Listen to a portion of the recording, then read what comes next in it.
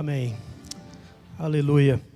É muito lindo o que Deus está fazendo naqueles lugares, né? A experiência foi fantástica, sabe, de estar nesses lugares. É só estando ali para você ver, perceber, né?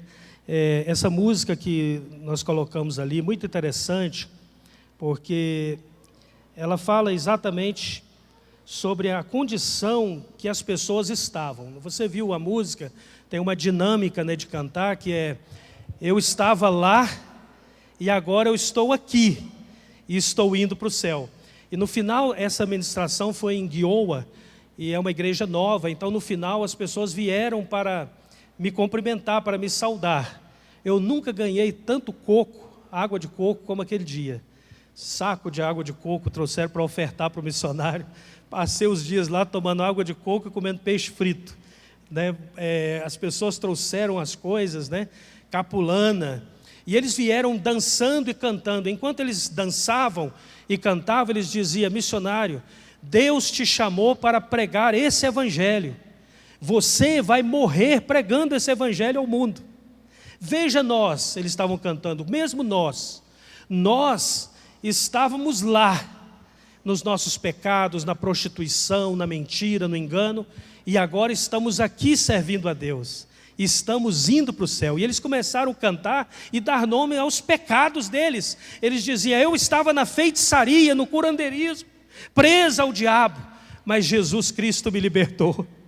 Irmãos, foi algo muito forte, essa palavra de libertação, né, o cantar, e é isso que eu quero falar e compartilhar aqui hoje. De fato, nós precisamos entender a nossa condição hoje em Cristo. E se você vai lá no livro do Êxodos, por exemplo, Êxodos capítulo 12, versículo 11, diz assim: assim, pois, o comereis, os vossos lombos cingidos, os vossos sapatos nos pés, o vosso cajado na mão, e o comereis apressadamente. Essa é a Páscoa do Senhor. Eu não vou pregar sobre a Páscoa aqui hoje, mas eu quero trazer aqui um detalhe muito importante. Primeiro, no contexto, no texto que vem antes aqui a esse versículo, está ensinando os hebreus como eles deveriam, ou o que eles deveriam comer. Eles precisavam pegar o cordeiro sem mancha, imolar ao crepúsculo, esse sangue teria que ser separado, toda a carne seria queimada ou assada, não poderia sobrar para o dia seguinte. E aí aqui vem a orientação de como eles deveriam comer a Páscoa, especificamente essa Páscoa, porque era um momento em que Deus estava trazendo juízo sobre a nação chamada Egito, que havia escravizado o povo de Deus por mais de 400 anos. E eles estavam aprisionados ali como escravos do Egito. E Deus veio e manifestou uma série de pragas e situações para provar a fé do povo. Eu sempre digo, não é nem para provar Faraó, porque Faraó não tinha remédio, Faraó não queria Deus, mas Deus exerceu o seu juízo no Egito para mostrar para o seu povo que Ele é Deus eterno sobre todas as coisas. Então ali no Egito, nesse momento, o povo foi orientado a maneira como eles deveriam comer a Páscoa. Eles não deveriam tirar os seus calçados. Os hebreus não ficavam com calçado dentro de casa, as roupas não tinham botões, eram atadas. Então a palavra é: estejam com o seu lombo cingido, com os seus calçados nos pés, cajado na mão, prontos para partir. Porque a partir do momento, preste atenção nisso, a partir do momento em que o cordeiro era imolado, o sangue derramado, não tinha mais caminho de volta. Não tem como mais voltar atrás. O cordeiro foi imolado, o sangue foi derramado, não tem mais volta. O Egito vai ter que abrir caminho para o povo de Deus. E o povo no Egito estava sendo provado naquele momento na sua fé, porque eles sabiam, a ordem de Deus foi: passa do sangue do cordeiro nos umbrais da porta, no interior onde vocês vão estar ceando, porque nesta noite, o anjo da morte vai passar para o Egito. Todo hebreu sabia disso aquele dia. O anjo da morte vai passar aqui, mas ele vai fazer vista grossa, ou ele não vai olhar para as casas onde tiver o sinal, a marca do sangue. Porém, todo primogênito no Egito, desde homens até animais, vai morrer nessa noite. E foi o que aconteceu. Foi uma noite terrível de trevas no Egito, quando desde o filho primogênito do rei, a todas as famílias do Egito, juntamente com todos os animais, morreu o primogênito. E foi preciso aos hebreus terem fé, para estar prontos naquele dia, calçados, vestidos, preparados, e ir dormir naquela noite, na certeza que amanheceria o dia e a morte não teria passado na casa. Não é interessante isso? Ou eles não ficaram a noite toda acordados, pensando o que vai acontecer. Eles estavam descansando. Isso é a visão de fé. Amém, queridos? Porque o cordeiro que foi imolado lá é o cordeiro que simboliza o cordeiro de Deus que tira o pecado do mundo. Inclusive, em 1 Coríntios 5, 7, o apóstolo Paulo, dizendo aos Coríntios, ele diz assim: alimpai-vos, pois, do fermento velho, para que sejais uma nova massa, assim como estáis sem fermento, porque Cristo, a nossa Páscoa, foi sacrificado por nós. Em outras palavras, ele está dizendo: fiquem prontos, alimpem-se daquilo que é o fermento do mundo, daquilo que é a contaminação do pecado, porque você não está mais debaixo do jugo do Egito. Você agora já tem um cordeiro que foi morto e ressuscitou. Então o sangue já foi derramado para a purificação dos seus pecados. O nosso cordeiro já foi imolado, a nossa Páscoa. Em outras palavras, Cristo Jesus é a nossa Páscoa. Amém, queridos? Então a Páscoa não é um evento comemorativo, embora foi comemorado por muitos anos, era apenas uma sombra de um fato que estava para acontecer. O Filho unigênito de Deus foi enviado, morreu e ressuscitou, e o seu sangue, com o seu sangue comprou para Deus pessoas que procedem de todas as línguas, tribos, povos e nações. Eu estava em Getsemane esse ano, e a gente estava indo para pegar o caminho de volta, e uma comitiva de Getsemane nos acompanhou, ajudando a levar bagagem. E interessante, esse texto fala sobre estar preparado com a roupa pronta, cajado na mão. Em outras palavras, eu tenho sempre pensado nisso, que nós precisamos jogar fora toda a bagagem excessiva, tudo aquilo que nos impede a caminhada. Quando eu estou lá na Moçambique, e a gente tem que andar 15 quilômetros, 20 quilômetros a pé, às vezes mais que isso, né? Algumas horas a pé. Já passamos a tarde toda andando no sol quente. É melhor você não carregar peso com você. É melhor você carregar uma pequena mochila com apenas o que você precisa. A água que você vai tomar, alguma coisa necessária para aquela viagem, porque todo o peso que você levar vai atrapalhar, vai atropelar você na caminhada. E na nossa caminhada com Deus, eu vou voltar ao que eu estava falando, nós precisamos jogar fora aquela bagagem ou tudo aquilo que não vai colaborar, cooperar com a nossa caminhada de fé. Estão entendendo? Nós somos cumulativos, nós facilmente ajuntamos coisas, tanto do ponto natural como emocional, a gente vai juntando na mente muita coisa. Eu lembro quando nós fomos missionários na Escócia há 8 anos, quando nós saímos de lá, a gente tem um histórico de deixar para trás, né? Porque estava tudo montado, o apartamento, tudo ok, né? Nós tivemos um trabalho para montar aquele apartamento durante um período, né? E tinha tudo lá, roupas de banho, tanta coisa. Tivemos que deixar tudo para trás quando decidimos voltar ao Brasil. Só carregamos o que era possível trazer conosco. Coisas que eu não gostaria de deixar para trás, eu tive que deixar. Nós tivemos que deixar porque fecha o apartamento, não vai me servir para nada. Na nossa caminhada com Deus, muitas vezes nós vamos ter que abrir mão de coisas, vamos ter que abrir mão de valores, de situações que nos prendem a esse mundo. Muitas vezes são situações mesmo emocionais, ou às vezes nós não vamos conseguir dimensionar o que é viver por fé. E aqui esse texto está nos falando sobre que nós vivemos por fé e não pelo que nós vemos. Inclusive 2 Coríntios 5, 7, diz assim: porque vivemos por fé e não pelo que nós estamos vendo.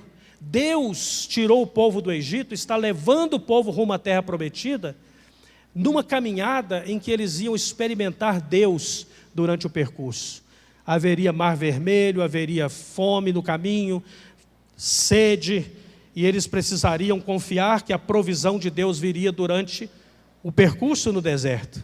Então a caminhada cristã, ela não é onde os problemas acabaram, é onde os problemas começaram. Porque Deus vai fazer com que venham as dificuldades, os problemas, os apuros, para que a gente saiba quem é Deus nas circunstâncias. Se eu não tiver experiência com Deus, eu não vou crescer na minha fé. E a minha fé precisa ser desse nível em que, apesar das circunstâncias apontarem o contrário, eu estou certo de que o meu Deus é Deus sobre as circunstâncias. Ele está comigo na caminhada. E voltando a Metsemane, nós estávamos caminhando, com os irmãos, e de repente o Espírito Santo falou comigo muito claramente aquele texto de Apocalipse, quando João viu diante do trono pessoas que procedem de todas as línguas, tribos, povos e nações. E o Senhor ministrou muito forte ao meu coração: aqui de Metsemane já tem uma comitiva que estará diante do trono. E aí eu parei com os irmãos e nós começamos a ministrar com eles, não tinha nada programado. Nós paramos no meio do caminho ali e eu comecei a compartilhar com eles o que Deus estava me falando. E eu disse: olha, eu estou muito feliz porque naquele dia eu vou poder dizer, é verdade, eu conheço essa gente. Eu estive lá e eu batizei esses irmãos aqui. Eu batizei a Hortência, eu batizei o irmão Sérgio, o Antônio. Eu batizei essas pessoas, sabe? Isso é algo muito especial porque nós vamos fazendo parte daquilo que vai acontecer diante do trono. Porque lá diante do trono, João identificou que eram pessoas de lugares diferentes, não eram uniformizados, não estavam todos iguais, eles falavam línguas diferentes, eles vieram de contexto diferente, onde a língua deles era outra, a cultura era outra, e João consegue identificar pessoas de todas as tribos, línguas, povos e nações. Isso aí está em Apocalipse, isso vai acontecer. De fato, a missão, eu sempre falo isso, ela não está para dar certo, ela já deu certo. A missão de Deus na terra vai se cumprir. Queira eu ou não, queiramos nós fazer parte ou não, Deus está numa missão na terra. E é melhor fazermos parte do que Deus está fazendo. É melhor eu seguir a direção de cruzar o deserto. Amém, amados? Ficar no Egito não é opção. Para o povo de Israel ali, ficar no Egito não valia a pena, porque o Egito representava a continuidade daquilo que era a descrença, a distância, a falta de fé, adorar outros deuses, o pecado. E nós somos chamados para fora do Egito, por isso o Egito sempre vai simbolizar para a igreja o mundo, o pecado, quando nós estamos saindo do Egito. Filipenses 4:8, Paulo diz assim: quanto ao mais, irmãos, tudo que é verdadeiro, tudo que é honesto, tudo que é justo, tudo que é puro, e tudo que é amável, tudo que é de boa fama, se há alguma virtude, e se há algum louvor, nisso pensai. Aqui Paulo está orientando os irmãos que tipo de bagagem eles devem deixar para trás.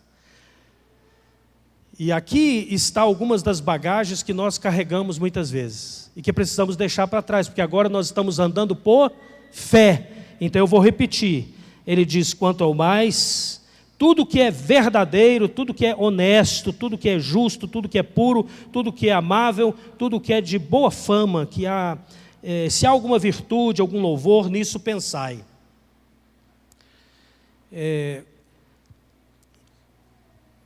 Tem um versículo muito forte na Bíblia, quando fala assim: conhecereis a verdade vos libertará. Jesus está falando: conhecereis a verdade vos libertará. E a verdade, que verdade Jesus está falando? A verdade é que Jesus Cristo veio, morreu e ressuscitou, e o sangue dele nos purifica de todo pecado. E agora eu posso viver pela fé. Todas as outras coisas são apenas narrativas. E nós vivemos num mundo hoje de muitas narrativas, As narrativas existem, mas o Evangelho de Jesus não é uma narrativa, é um caminho, é a verdade, é a vida. Por isso o Salmo 2, eu gosto muito do Salmo 2, que diz assim: as nações conspiram contra Deus ou contra o Senhor e dizem: vamos romper as ataduras, as correntes, ou seja, não queremos ter nada a ver com Deus, nós podemos governar, nós podemos fazer conforme o que nos apraz. E aí a palavra diz o quê no Salmo 2? Aquele que está no céu, o Senhor, Ele dá risada deles, Ele dá gargalhadas, é isso que o texto quer dizer, Ele está dando risada mesmo. De fato, é como está escrito lá, Ele dá risada, Ele zomba deles. Por quê? Porque Deus está dizendo: eu já instituí o meu rei no trono.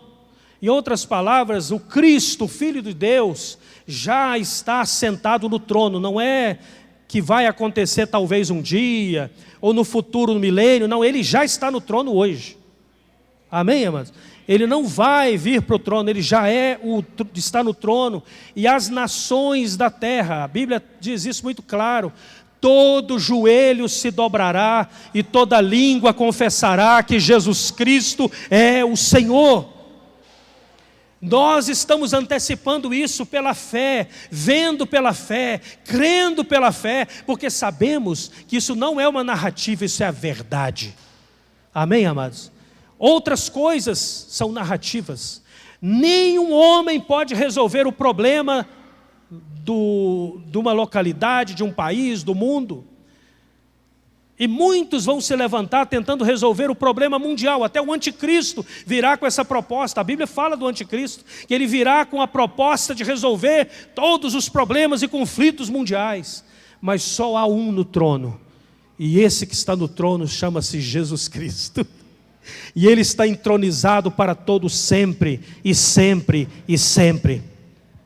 Aleluia, aleluia. Tem um cântico, né, que aquele Aleluia de Handel, né? Eu sei que a maioria conhece. Eu me lembro, nós estávamos, a Neusilene, a minha esposa, participou uma vez numa cantata no Axé Hall lá em Edimburgo, que muita gente, né? O local estava repleto, é um teatro lá em Edimburgo, e essa cantata acontece todos os anos, né, na realidade, e eles cantam Aleluias de Handel, né? E conta-se que quando essa música foi feita pela primeira vez por uma orquestra dirigida por esse mesmo homem chamado Handel, ele compôs essa música. A história diz que ele ficou, me parece que foram 2 semanas dentro do quarto sem comer. Ele ficou tão extasiado com a visão do que estava vindo diante dele que ele não conseguia comer. Quando ele escreveu essa música que diz: Aleluias ao Rei dos Reis e Senhor dos Senhores, que reina para todo o sempre e sempre e sempre. Ele reinará para todo sempre e sempre e sempre. Esta música. E quando foi executada essa música pela primeira vez na Inglaterra, a rainha da Inglaterra naquela época estava presente no auditório, no teatro, e ela tirou, segundo conta, né, a história, ela tirou a sua coroa e colocou no chão. E um dos seus súditos abaixou-se para pegar a coroa, pensando que havia caído. E ela disse: não faça isso, porque diante dos reis e Senhor dos senhores eu tiro a minha coroa. Todos os reis da terra se prostrarão, todos os governantes da terra terão que se curvar diante do Rei dos reis e Senhor dos senhores. Nós precisamos viver nessa certeza absoluta, nessa fé de que todas essas coisas já estão consumadas. Por isso que a fé é a prova de coisas que não se vê e a certeza de fatos que ainda não aconteceram, porque o fato já aconteceu, mas nós não conseguimos ainda enxergar com esses olhos. Por isso nós precisamos viver nessa certeza da fé, né? E isso nos impulsiona a caminhar na nossa fé cristã. Por isso esse versículo é muito importante. Diz: tudo que é justo, tudo que é amável, tudo que é de boa fama, nisso nós devemos pensar, como diz lá em Hebreus 12, versículo 2, tendo os olhos fitos em Jesus, autor e consumador da nossa fé, pela alegria que fora proposto, suportou a cruz, desprezando a vergonha, e assentou-se à direita do trono de Deus. Jesus veio e ele tinha a ciência, o fato de que ele estaria no trono já era muito claro. Ele suportou a cruz, suportou a afronta, passou pela morte, veio a ressurreição, porque ele tinha, aqui diz, a alegria que estava proposta diante dele. Por isso que fala que Jesus é o autor e consumador da fé. Jesus, ele não só criou a fé, mas ele consumou a fé. A fé que eu posso viver hoje, não fui eu que gerei ela, mas ela é gerada por causa da obra de Cristo. Ele é o que criou a fé, ele é o que consuma a fé. De fato que a fé não é uma coisa humana, ela é um dom de Deus, ela nos é concedido pelo Espírito Santo de Deus. Então eu vivo nessa certeza, como Jesus veio, sofreu afronta, passou pela perseguição, passou pela cruz, pela morte, e ele então está sentado à direita de Deus para sempre. Sabe, irmãos, a gente precisa conhecer essa realidade e termos fixo em nossa mente a realidade do que aconteceu em Cristo Jesus. Tem uma canção espontânea da Misty Edwards, que eu já ouvi muitas vezes, A Meretriz é o nome da música. Não sei se alguém já viu essa música, mas a música começa narrando a história daquela mulher que é arrastada pela praça e levada diante de Jesus, porque tinha sido pega em flagrante adultério, e as pessoas levaram aquela mulher diante do mestre. E a música começa a narrar aquele momento, e aquela meretriz, aquela mulher, na música, ela começa a dizer quanto tempo demora para apedrejar uma prostituta, uma meretriz, quanto tempo isso vai durar? Cabelo dela desdenhado, a música conta, né? O seu rosto sujo de lama, arrastando ela na poeira, e ela aflita para que aquele momento passasse, daqui a pouco vão me matar, acaba tudo, mas quantos planos eu tinha, quantos planos e ideais, agora acabou-se tudo. E de repente na música a mulher está diante daquele que era o mestre, e a música começa a mostrar uma outra realidade que não é natural da terra, e ela diz, e de repente eu estou olhando para aqueles pés, e eu começo a ver uma beleza que eu nunca imaginei que existia. Eu estava num lugar, ela diz, e eu vi o grande trono branco, e eu vi que ele, aquele que estava à minha frente, estava sentado no trono, e o acusador, o diabo, andava para lá e para cá, e ele apontava o dedo para mim e dizia, culpado, culpada.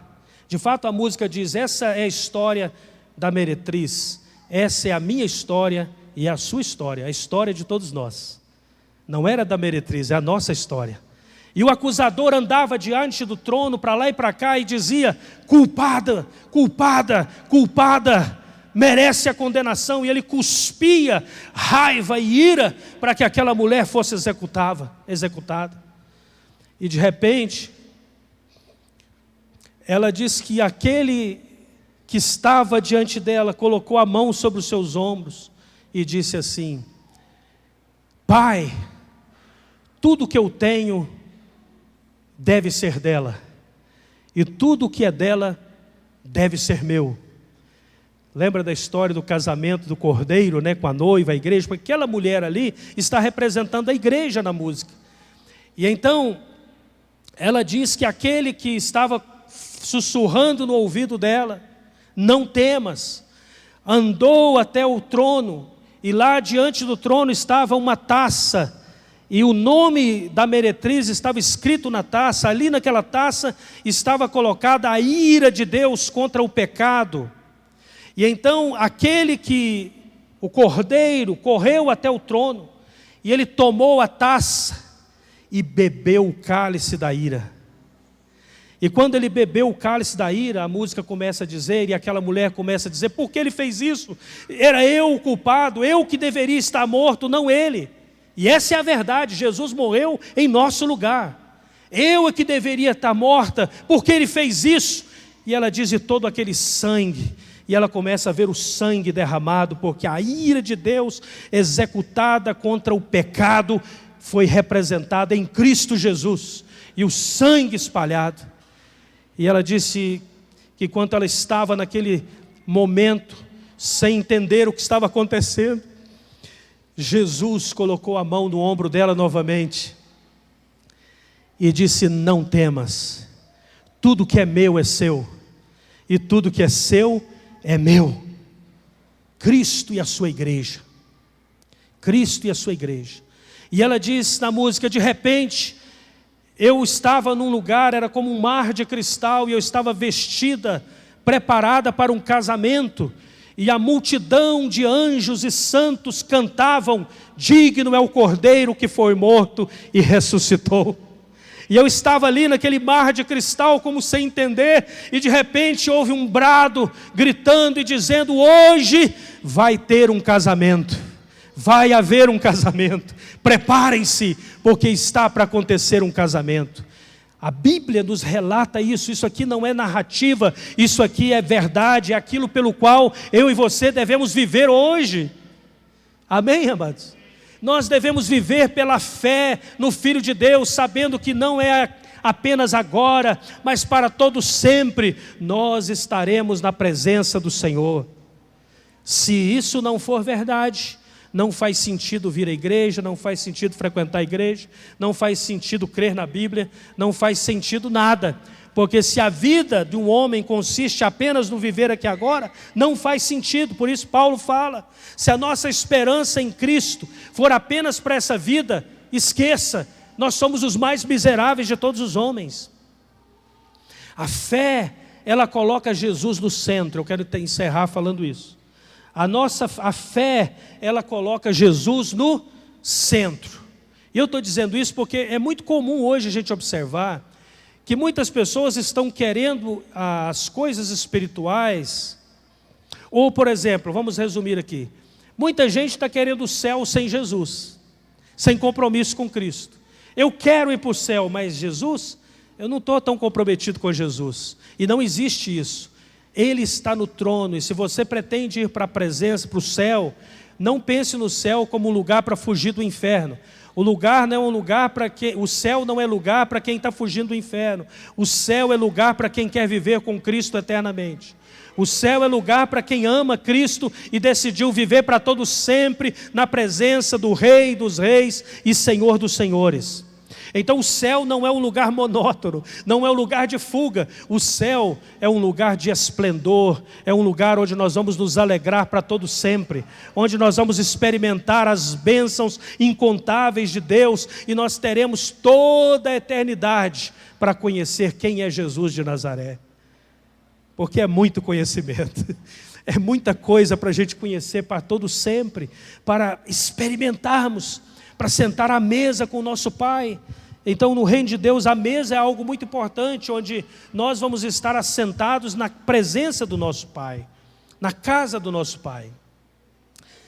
Aleluia, aleluia, que Deus abençoe você. Eu já vou passar para o pastor Júlio, só queria pedir que os irmãos estejam orando pelo trabalho em Moçambique.